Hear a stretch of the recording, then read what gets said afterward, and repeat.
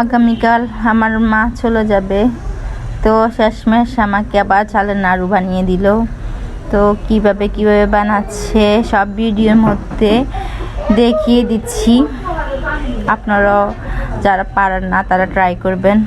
আমি কখনো ট্রাই করি নাই, আমার মা বানিয়েছে, তো আমার মায়ের কাছ থেকে দেখে নিলাম। যদি ইচ্ছে করে খেতে তাহলে আমিও বানাতে পারবো, অনেক সহজ।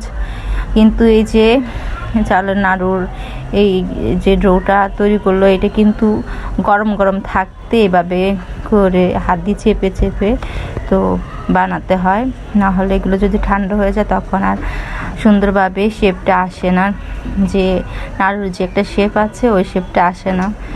তো আমার মা ছিল প্রায় 1-1.5 মাসের মতো ছিল, তো অনেক কিছু বানিয়ে দিল, খেলাম। তো আবার কবে না কবে আসে আল্লাহ জানে। তো সবাই আমার মায়ের জন্য দোয়া করবেন। আমার মা সবসময় অনেক অসুস্থ থাকে, সবাই আমার মায়ের জন্য দোয়া করবেন, আমার মা যেন আবার আসতে পারে আমার বাসায়। ভালো থাকবেন সবাই, আল্লাহ হাফেজ।